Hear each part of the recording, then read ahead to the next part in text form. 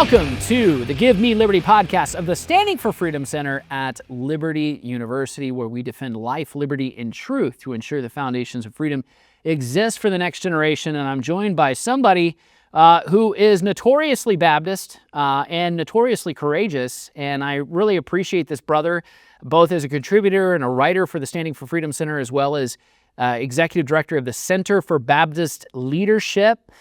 Certainly, if you've not heard of this, you certainly need to check them out on X. And William Wolfe, brother, welcome. Where is your website, by the way, for CBL? Yeah, you can find it at centerforbaptistleadership.org. Brother, welcome to the Give Me Liberty podcast. Great to see you. And there's no shortage of things to talk about, certainly in the month of June. Man, we're coming up on the third anniversary of Dobbs, the Dobbs decision. We are certainly coming up on Father's Day just in a couple of weeks. This is Family and Life Month. I think this is a month where we need to recognize and reclaim the center, the moral center, the spiritual center, and certainly the history and heritage of our country. As Christians and as Americans, we have to recognize what we've been given. We're 249 years into the making of this country, one more year away from the 250th anniversary. We've covered a lot of ground in the last 2 years, I would say. There's a lot of things that I would say, if you went back just 2 years ago and asked the question, do you think it's possible that in the year 2025, fill in the blank, you might answer yes to a lot of those things, actually, William, because I think you saw a lot of it. Yes, we can just speak the truth in the public square. Yes, we can be courageous and convictional as Christians. No, we don't have to be completely winsome at everything. No, we don't have to genuflect towards liberals. We don't have to kowtow to the left every time they threaten us or they hold us hostage or our institutions hostage. I think you saw that. I think there are others that saw it. But it's amazing to be in 2025 and to hear that there was a resolution that was presented this month on the House floor to make it Family Month. I was just on a trip down in Florida for a couple of weeks. Got to preach while I was down there and visit some of our friends, Tom Askell and Vodi Bakum. And that's great. It was awesome. And we did stop by. We didn't buy a ticket or park ticket, but we did stop by Disney Springs, and just to see all the Pride stuff is gone. It's not there. I didn't see it. I certainly looked for it. It was almost like a dare, and I was going to see if I can find it. And Disney is by no means courageous. They are absolutely finger to the wind. These are feckless corporate cowards, many of them. They're not willing to stand with any backbone. There are good people that work at Disney, I want to be clear. There are good people that work there, but from the top going down, when you think about the CEO, Bob Iger, and you think about others, they're certainly not trying to draw some, moral line in the sand on this issue. It literally has to do with the winds shifting in this country. Did you ever think this was possible? Well, I do think that I thought it was possible. I have always had the strong belief that that the past is not a necessary prologue to the future, that things can change. Yes, history does repeat itself, or history rhymes, but when it comes to what we're dealing with a society, when we veer away from defending marriage, life, and families into promoting, degenerate behaviors and abnormal perversions and trying to make those some sort of bedrock of our society, that's not going to last. And I want to start my time here on the show and with this quote from G.K. Chesterton, because I really believe in this 100%. So let me read it to you, because it gets at exactly what we're talking about. Chesterton says, in What's Wrong with the World, he says, there is one metaphor of which the moderns are very fond. They are always saying, you can't put the clock back. The simple and obvious answer is, yes, you can. A clock, being a piece of human construction, can be restored by the human finger to any figure or hour. In the same way, society, being a piece of human construction, can be reconstructed upon any plan that has ever existed. Yeah. And so the idea that we can reconstruct human society, we can move past celebrating pride and to celebrating families is something I've always believed in, and I think we're heading in that direction. You go back to history, and you got to, I really appreciate that quote, by the way, and I love Chesterton, and Chestertonian thought, and even the way he articulates things. One of the things, you go back to history, it's been 2,000 years since the year of our Lord, when the incarnation happened, Christ came into the world, Word made flesh. It's been 2,000 years. You look at the fall of the Roman Empire. An empire that was decadent, that was in gross sexual immorality, that offered sacrifices to idols and to demons. You look at the gladiator games and the brutal carnage that took place in the Colosseum. All of that stuff was done away with, right? But there were things that remained, and what remained was actually Christianity. What remained was, at the end of the Roman Empire, there was the church, and it was broadly accepted, and then there were all kinds of social reforms, the end of the persecution, the anti-Christian bias in the empire, and then what remained was Christianity. What remained was churches and Christians. And you fast forward another 1,000 years, and most of Europe is recognized as Christian nations with Christian kings, Christian civil authorities and magistrates, and there was a separation due to the Protestant Reformation between the church and the state. That's a good thing. There was a lot of corruption that came out of the Roman Catholic Church as it got bigger and bigger and grew. It grew in power and affluence.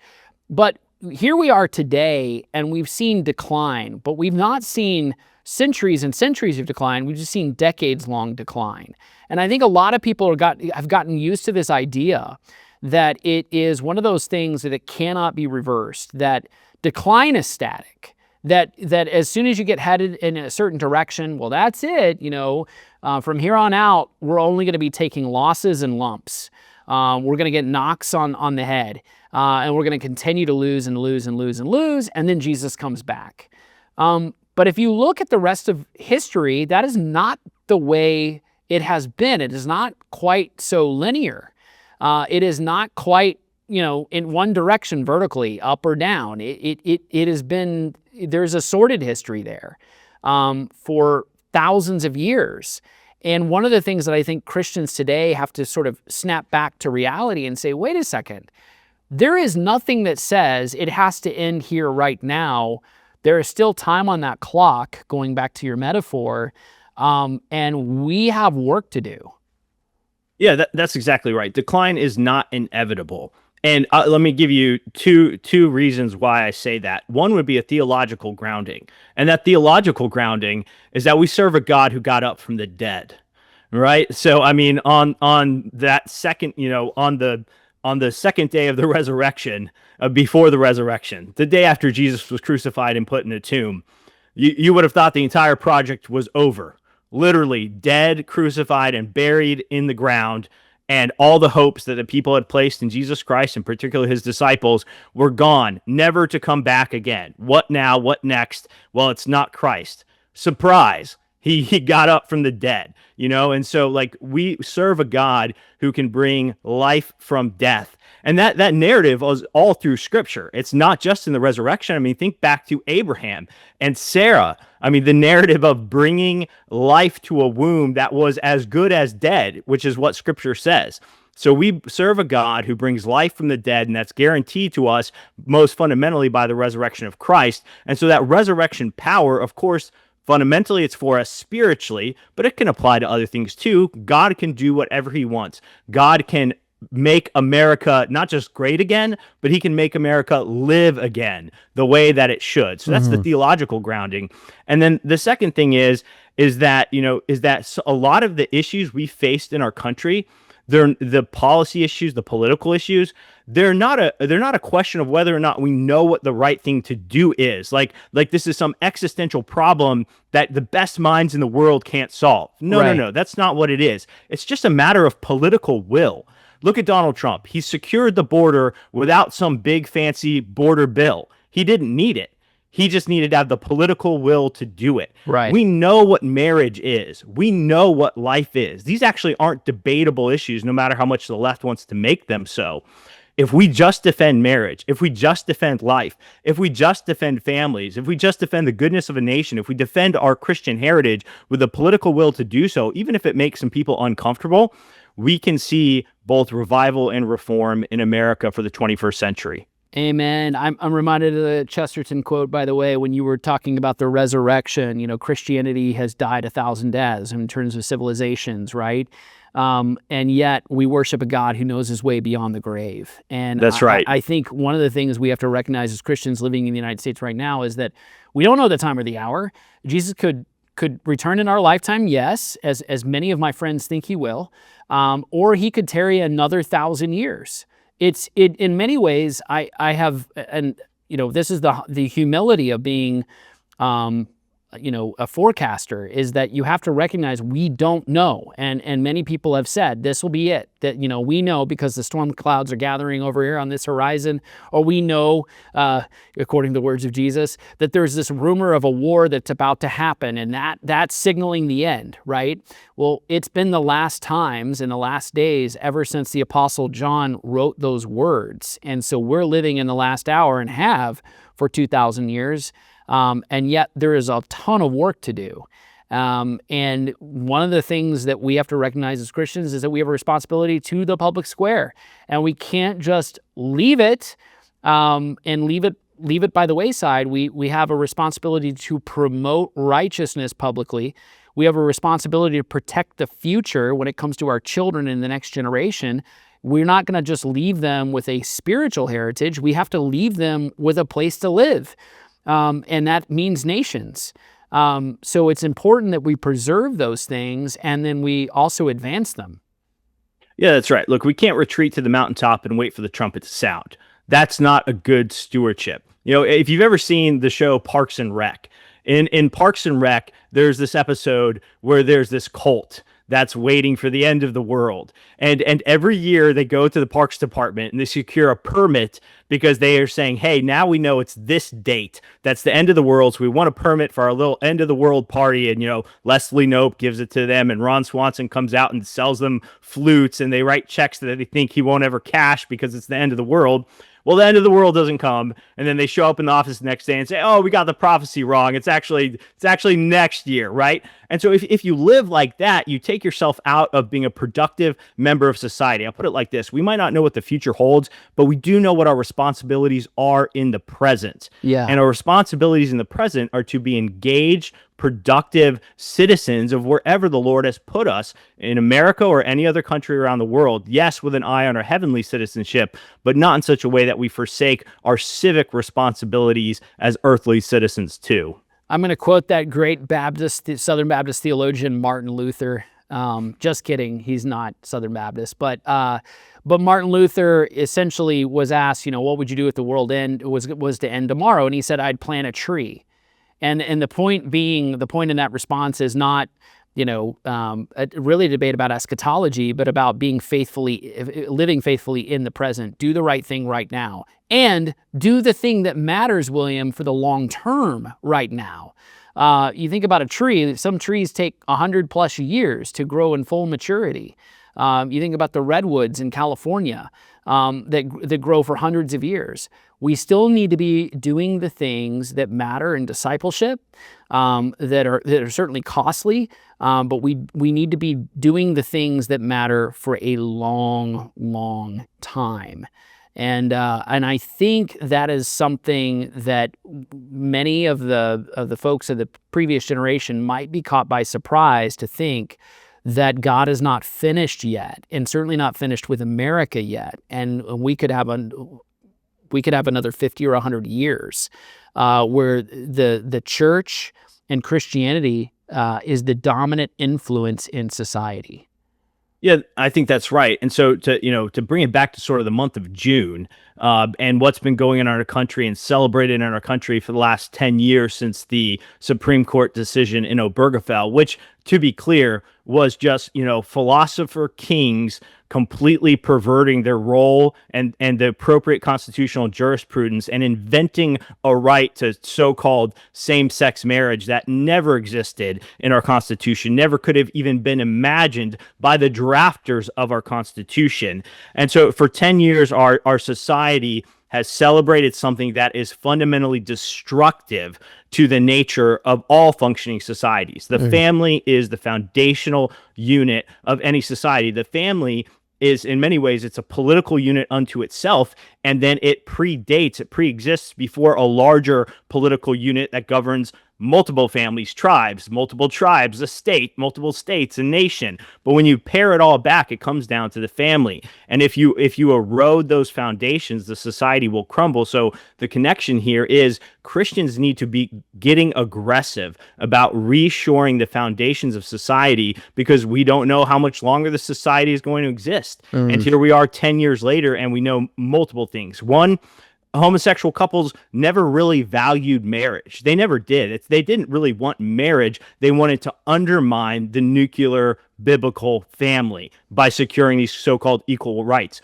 Two, we have seen increased data that shows that it hurts children. Yeah. Not only is it bad for our society, but God made children to be raised by their mother and their father. When you start putting children in homes of same-sex couples, two dads, two moms, one dad with multiple partners or thruples or whatever, wherever it goes, those children are hurt. So, the push to defend marriage is a push to defend children as well. And we need to get aggressive about pushing back on this. And I think here we are 10 years later, and we're seeing signs of that. Since 1971, Liberty University has had one mission: training champions for Christ. We've been at this for a while, and in the shadow of the Blue Ridge Mountains, we have grown to be a global force. Today, Liberty runs over 100,000 students around the globe, studying across 15 colleges and schools. And, among them, over 30,000 military students.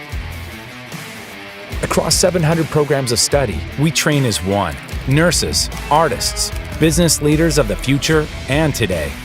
Together, we work to give back through service trips, local community work, and over 500,000 volunteer hours per year. And we play just as hard as we study, with 20 NCAA athletic programs and 40 club sports teams. So, who are we? We are Liberty University, and we train champions for Christ. Yes, I wholeheartedly agree. I like where you began with that, the whole judicial philosophy. The people are not the only ones with political will. These justices and judges for the longest time have had a political will as well, and they've masked it behind their own sort of judicial sophistry. And words upon words upon words to really mask what they're trying to do. At the end of the day, they're trying to move the needle politically. People wouldn't vote this in. You go all the way back to 2004 and what was happening in California. The majority of voters in California voted to defend marriage, actually. That was 2008, I think. No, it's 2008. Yes, correct. Yeah. So even closer in terms of time, and only 5 years from Obergefell. But this was not something, this was an AstroTurf campaign from the beginning. The majority of people didn't want it. It was the tail wagging the dog in the media, in the Ivy League institutions, the various law centers that exist around the country. They were all pushing this. And they had been for a long time until finally they got the case and they could take it to the Supreme Court. That's how it works. And so at the end of the day, where does the pushback come from? It comes from people of goodwill, people who promote righteousness and stand their ground and confront it. Evil does not retreat on its own. It has to be confronted. And that's what we're seeing right now. Yeah, it was never about equality. That's one of the things I think Christians, too many Christians really did get emotionally manipulated into believing that this was about equality, This was about equal rights. This was about showing empathy for those who we disagree with. It's like, hey, I personally don't support, so-called same-sex marriage, but who am I to tell this individual how to live their lives? Well, now we know it was never about that. It was demanding conformity to this radical progressive agenda, really the continuation of the sexual revolution. And Christians need to understand that when it comes to our American system, when it comes to the First Amendment, when it comes to freedom of religion, these are completely contradictory beliefs, and one will have to win out over the other. Either we will have First Amendment religious freedom for Christians to not just worship how they feel and not is right, to not just run churches how they feel is right, but to live in society rightly, or we're going to have essentially an LGBTQ religion that demands fealty to every little bit of it and everything that comes along the way, now that we've seen with transgenderism, etc. And so I think we need to be really confident and bold in saying, this has no place here in our society. That Supreme Court ruling was a farce. What you are advocating for is actually an impossibility. I posted this the other day, and I want to say this for your listeners here. Same-sex marriage is fundamentally an impossibility. It doesn't exist, and here's why. Because marriage, according to God's creation and natural order, is a union of a man and a woman with the potentiality for procreation. Right. This is really important. That's when I use that word potentiality, I'm using it intentionally because it doesn't always mean you'll have a child, right? Some people can't have kids. I recognize that. But when you pair a man with a woman, by nature, there is the potentiality of procreation. Right. That does not exist in any same-sex coupling.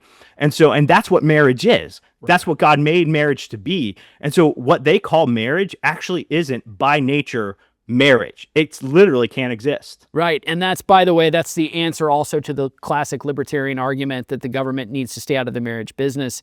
At the end of the day, the government has an interest in protecting children. The offspring of a conjugal union are children. The offspring of a sexual union are naturally children. That's why the government has always had an interest in marriage. I want to go back to something else, though. You're exactly right. There are two rival visions. One is the unfettered, unmitigated, ability to pursue, whatever your, libido desires, basically. This is the sexual revolution. The other is religious liberty, which is an ordered liberty. And religious liberty, by the way, to some of our friends think that religious liberty means multiculturalism or religious liberty means religious pluralism. The United States has never been a truly pluralistic nation. That has never been true. It has always been majority Christian from its founding until now. And in order to preserve a nation, you have to preserve its social cohesion, its cultural cohesion, its religious cohesion. At the end of the day, yes, people are welcome. Yes, people from all across the earth come to the United States. But what we've seen in experiments time and time again, you think of Canada and other Western nations, the UK, it spells disaster when even at a level of 6%, 7%, you have a Muslim population that wants to practice Sharia law. It is untenable to the not only the moral and spiritual framework, but the legal framework of the nation. It doesn't work that way. And so there are, I think, a lot of our friends who, under the equality doctrine, what they're really advocating for is equity, which is completely different from equality. The idea that instead we need every single people group or philosophy or ideology represented and not assimilated into the United States. And so instead you have, 200 plus nations that are all in their enclaves living in the United States however they wish. It doesn't work that way.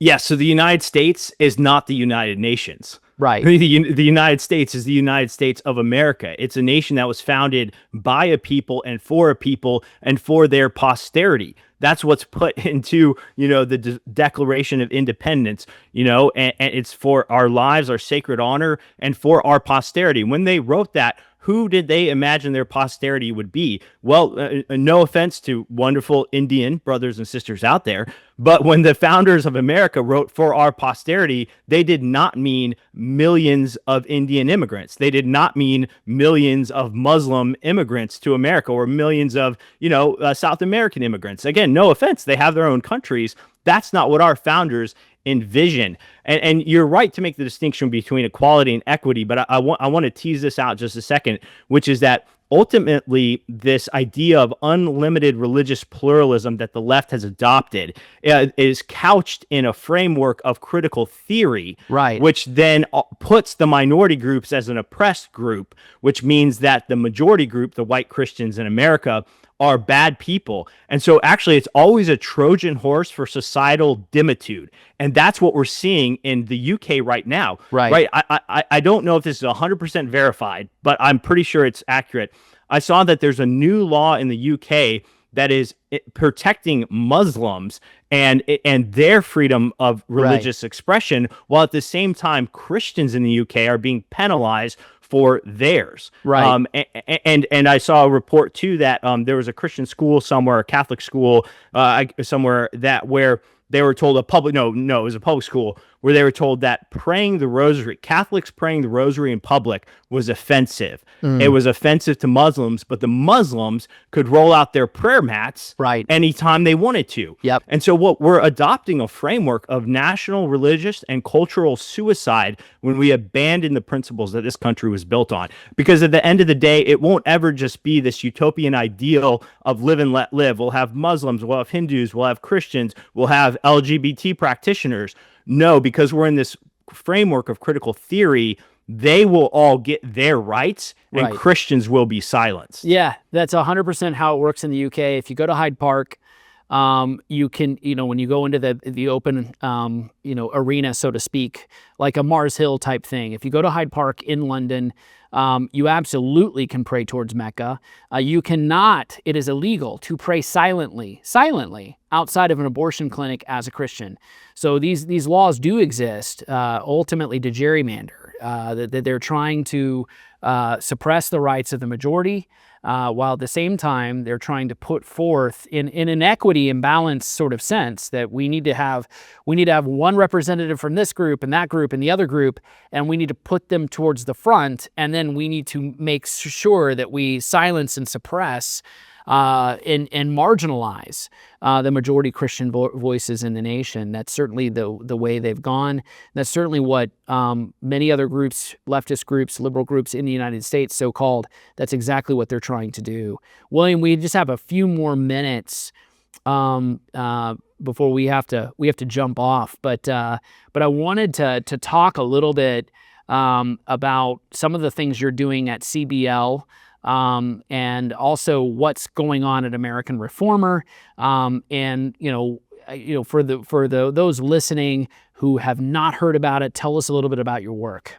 Yeah, sure. I mean, our project at Center for Baptist Leadership and the broader project of American Reformer is a project of institutional revitalization and renewal. We know, the documents show, the releases show that progressives have tried to subvert and influence Christian institutions, Christian colleges and universities, Christian denominations, so Christian publishing houses. I mean, you name it, right? I mean, Harvard once upon a time was essentially a Christian university. Princeton once upon a time was essentially a Christian university. Those are some old examples, but you could look at others in more recent time that have just fallen to the left. And so American Reformer is working for the renewal of the Protestant tradition in America. We're thankful for Catholics. There are a lot of Catholics in this country, but we believe that Protestantism is unique to the culture of this country, is something worthy to be defended and advanced.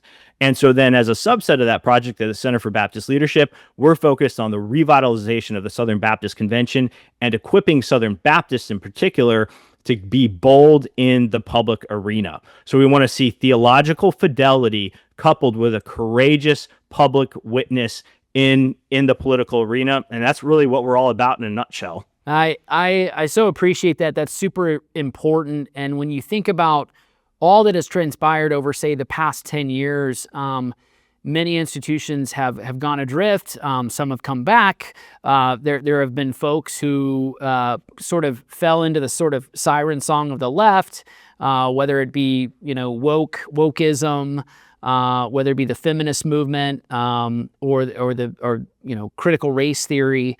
There have been many folks who were hoodwinked, and I think now is the moment where folks who no longer have an excuse have either doubled down and said, nope, we're going to continue on this project, and others say, whoa, I had no idea, I did not sign up for that. I'm awake now, but I'm not woke, and I'm going to go the other direction. Yeah, well, and that's why I'm so thankful for institutions like Liberty University, a school that is intentionally and unapologetically Christian. I mean, that is the corner of the market right now, particularly for all Christian colleges and universities. Be Christian or be nothing. Why would I, as a Christian parent, pay to send my kid to some Christian university that's essentially a $40,000 a year version of the secular colleges? Right. I just wouldn't do it. So thankful for the work you guys are doing at Liberty University, not being lukewarm, but being on fire for Christ. I'm reminded of the thing that more recently N.T. Wright said, and this is kind of the Anglican kind of view of things, that you can have Christians so-called that are Christian in every sense of liturgy, tradition, heritage, but don't believe in the bodily resurrection of Jesus Christ, the thing that Paul said is of first importance. 1 Corinthians 15. Yes, absolutely. And it's so, in our very early creeds, this is the most essential categorical doctrine. To deny this doctrine is to deny Christ himself, to not be a Christian. And yet we have Christians today who believe that you can have both, total denial of the bodily resurrection, and you can have Christianity today. It doesn't work. Brother, thank you for your courage. Thank you for standing up for the faith. Thank you certainly for your efforts in trying to reform and to wake people up. Thank you, Ryan. Great to be with you. Hey, did you find this helpful? I hope you did. Please like and subscribe, share with a friend, and also go to standingforfreedom.com where you can find more content, articles, podcasts, and our Theology of Politics series, all at standingforfreedom.com.